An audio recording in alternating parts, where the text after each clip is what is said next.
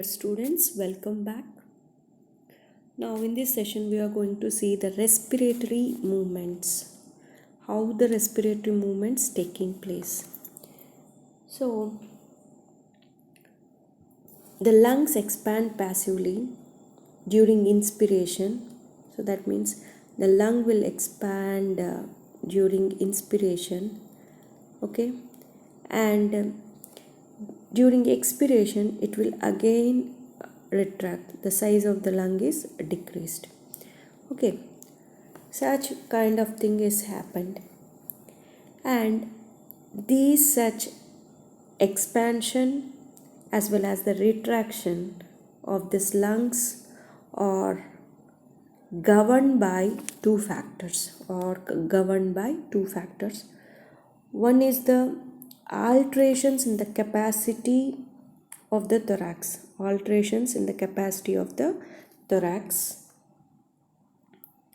which is brought about by the movements of the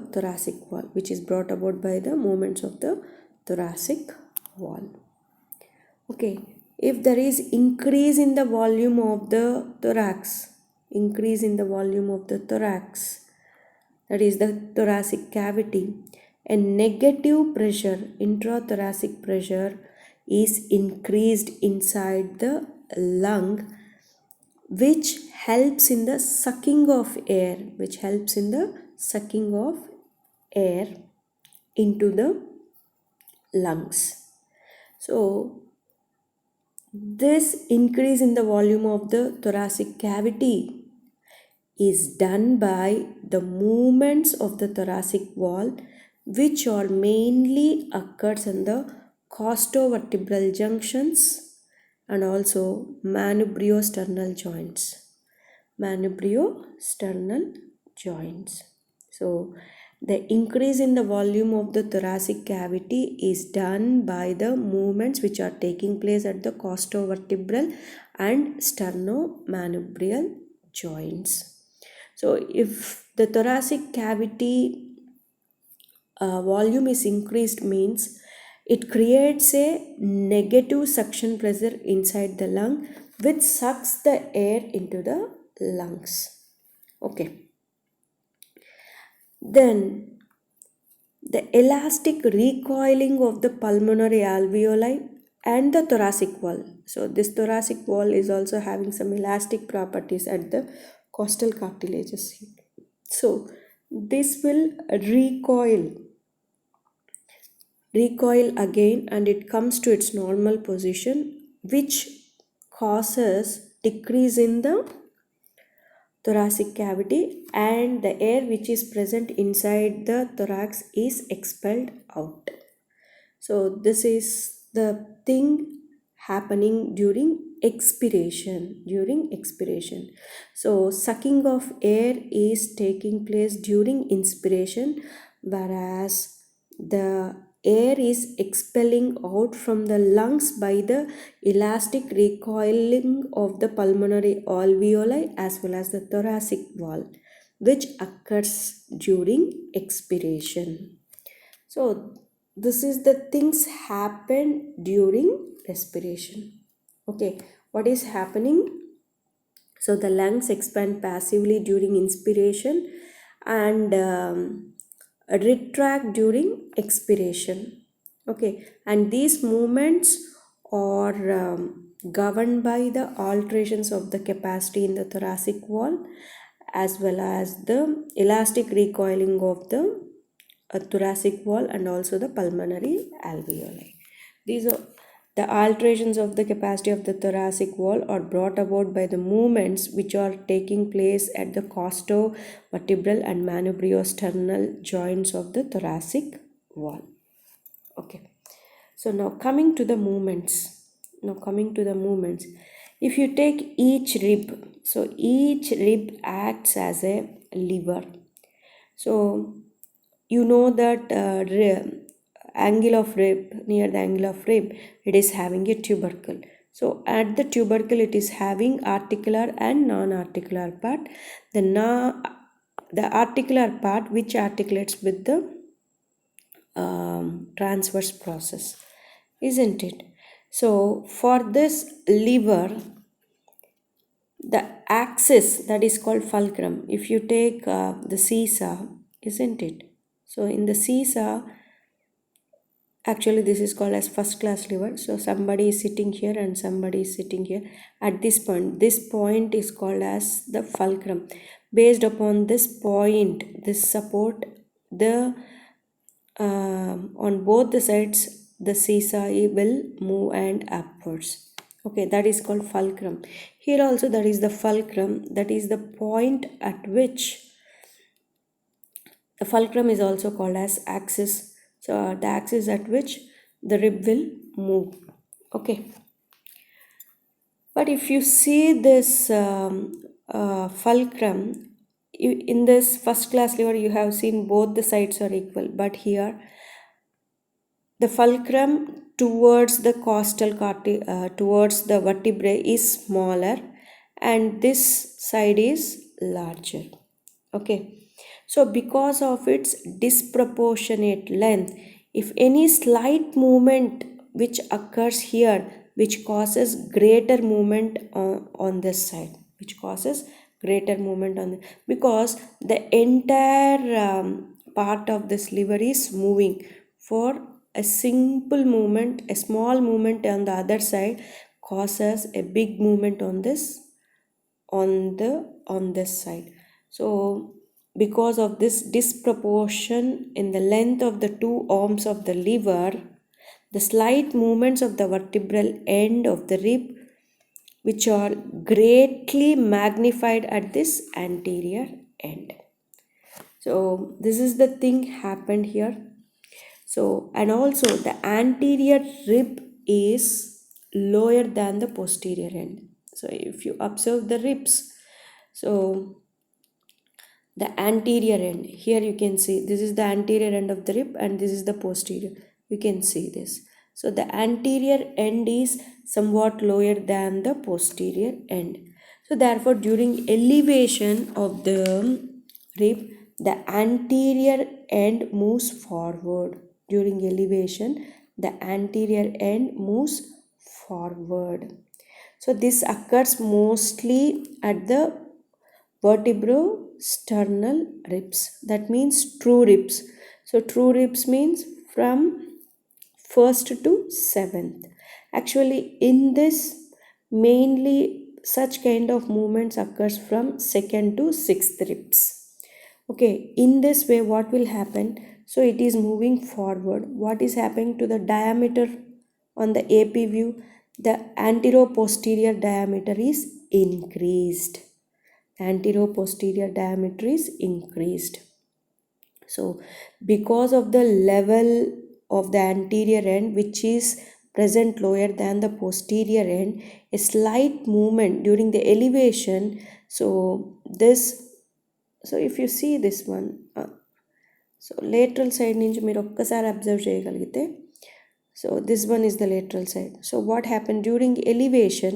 So that means the rib cage is moved, elevated. So the rib moves forward. అంటే కిందకు ఉండేది ఏమవుతుంది, హారిజాంటల్గా వస్తుంది. హారిజాంటల్గా వస్తుంది అంటే, so what happens, the anteroposterior diameter is increased. So somewhat it is curved. During elevation it becomes horizontal, somewhat horizontal. So because of this horizontal, so this sternum moves forward. The sternum moves forward like this. Here you can see this pump handle. So when it is angulated, so it is very much less. So when it becomes horizontal, so what is happening? So it becomes horizontal.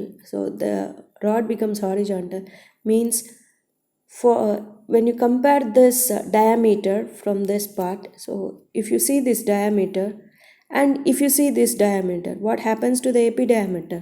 The epidiameter is increased. The epidiameter is increased. So what is happening, how the movement is taking place? It is moving anterior as well as upwards. That means superior and anterior movement of the sternum is taking place in the from second to sixth rib. So such kind of movement which are taking place in the true ribs or vertebrosternal ribs are called as pump handle movements. What you call this is called as pump handle movements. So the sternum is moving upwards and outwards. Simply we can say upwards and outwards. That means anterior side. So it is moving superior and anterior. So in this movement which increases the antero-posterior diameter. So such kind of movement taking place during inspiration. During inspiration, the upper ribs from second to sixth rib shows the pump handle movements. Okay. Next, so next level of ribs, that is the lower ribs from below the sixth. So the middle of the shaft of the rib lies at a lower level than the plane passing through the ends. That means if you come to the lower end, so lower ribs, so if you take these two levels, but the shaft is present below this one, so this one and this one, on the sideways it is present down like in bucket handle. So two attachments are there, but the shaft of the rib is present at the lower level. Shaft of the rib is present at the lower level. So therefore during elevation of the rib, the shaft also moves outwards. So ఎలా ఉంటుంది, ఇలా డౌన్వర్డ్గా ఉండేది ఏమవుతుంది, once here the rotation is taking place at the costovertebral junction, so elevation occurs. So elevation జరిగినప్పుడు ఏమవుతుంది, ఇలా ఉన్నది కాస్త ఇలా అవుతుంది. సో దిస్, సో ఈ లెవెల్కి రావాలి అంటే అప్పుడు this rib is showing the outward movement. The rib is showing outward movement on the both the sides. So ఈ విధంగా వస్తారన్నమాట two ribs. So such kind of movements are called as bucket handle movements. What you call bucket handle movements. Lower రిబ్స్లో ఎలా ఉంటుంది, ఎక్కువ ఆబ్లిక్విటీ ఉంటుంది. So ఇలా ఉంటుంది ribs అన్నీ. సో ఎలివేషన్ జరిగినప్పుడు ఏమవుతుంది, ఇవన్నీ ఇలా పైకి లేస్తారు. పైకి లేసినప్పుడు ఏమవుతుంది, what is happening, so the transverse diameter is increased in the vertebrochondral ribs. That means false ribs, which are not true ribs actually. So they are vertebrochondral ribs. So such bucket handle movements are occurring in the vertebrochondral ribs. Okay. So during inspiration, the upper ribs shows pump handle, whereas the lower ribs shows bucket handle movements. Both are occurring in inspiration only, and afterwards the elastic recoiling of all these costal cartilages which are attached to the sternum, so they will come to its original position. So these are the things happened during respiration or ventilation. Okay.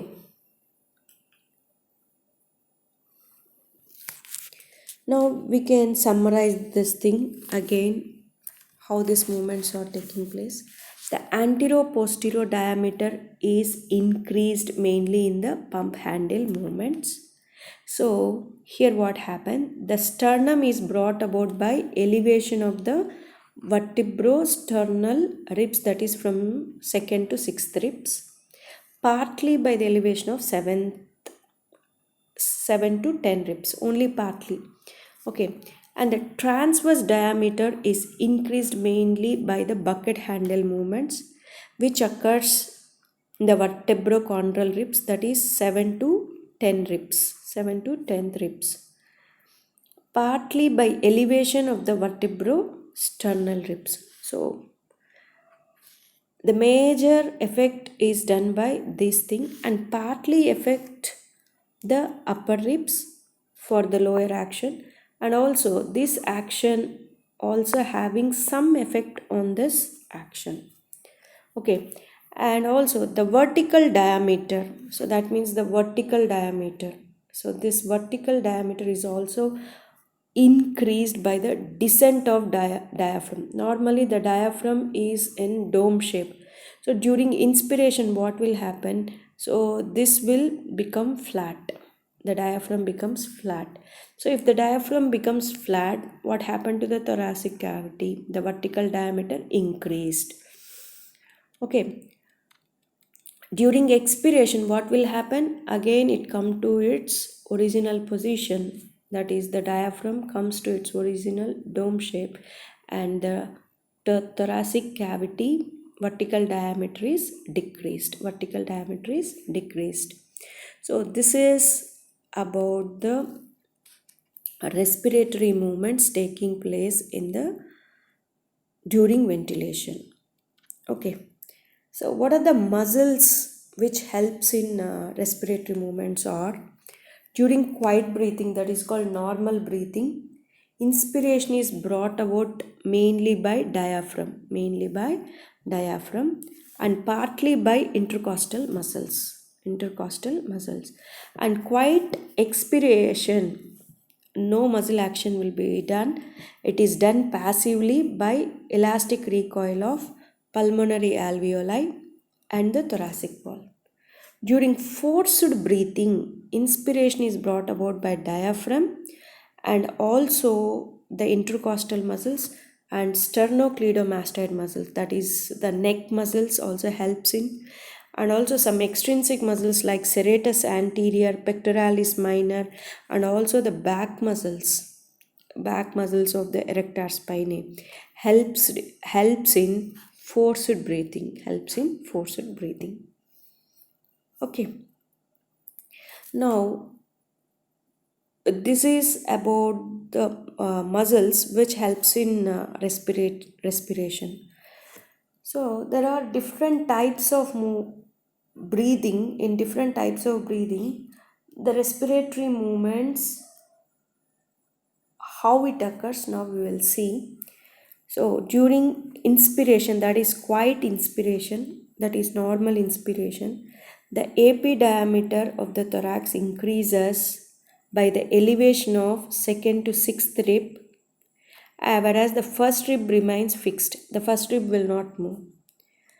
And in the same normal breathing only, the transverse diameter is increased by the elevation of 7th to 10th ribs. And also the vertical diameter of the thorax is increased by the descent of the diaphragm. So this is occurred in normal breathing. So if you take deep inspiration, so whatever the movements which are taking place in quiet breathing or normal breathing, so these movements are increased in deep inspiration. Here the first rib will not move normally, but during inspiration the first rib is elevated directly by the scalene muscles or the neck muscles, and indirectly by the sternocleidomastoid muscles. Okay, so and the concavity of the thoracic spine, that means we'll have some kyphosis. The concavity of the thoracic spine is reduced by the erector spinae. That means by the contraction of this, so almost all the spine will come to straight, it will come straight but not completely straight, and the concavity of the thoracic spine is slightly decreased in deep inspiration. Now coming to the forced inspiration.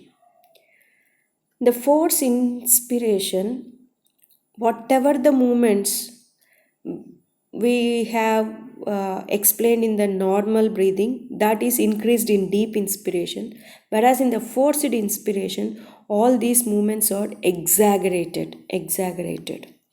So that thing we can see very clearly.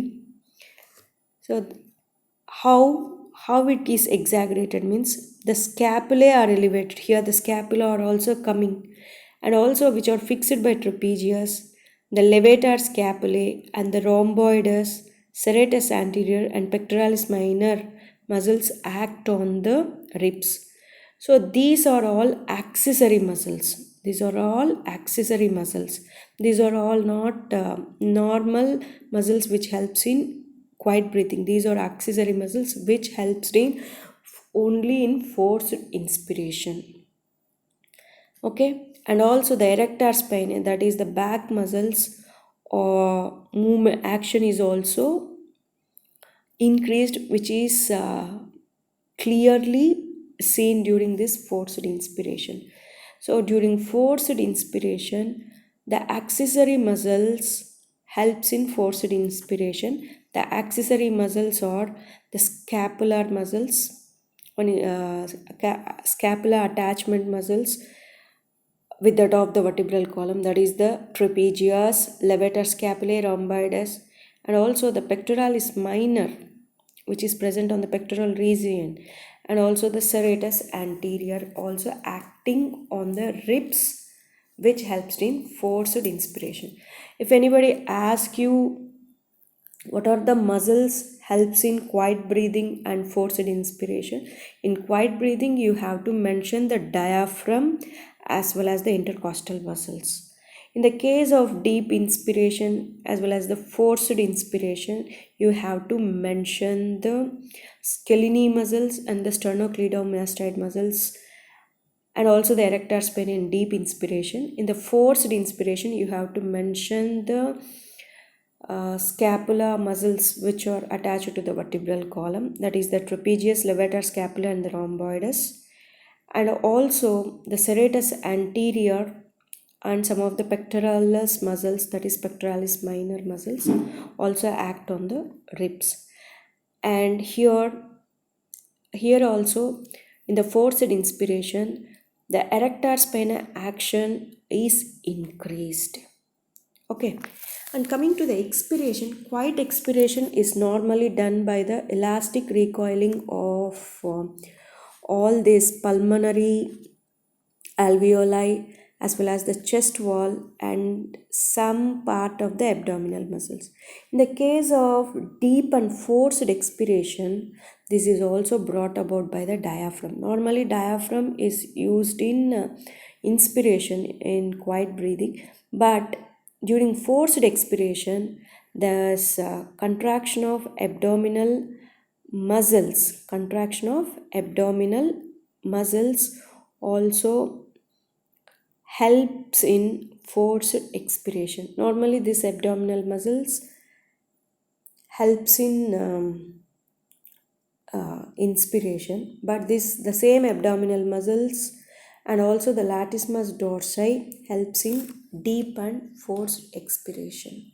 So this is about the movements, respiratory movements which are taking place at different types of breathing, and some of the applied anatomy related to this respiratory movements. So one condition is called as dyspnea. Dyspnea means breathlessness and difficulty in breathing. Okay, so in the case of dyspnea, the patients are most comfortable on sitting up position, leaning forward, fixing the arms. That means in sitting posture.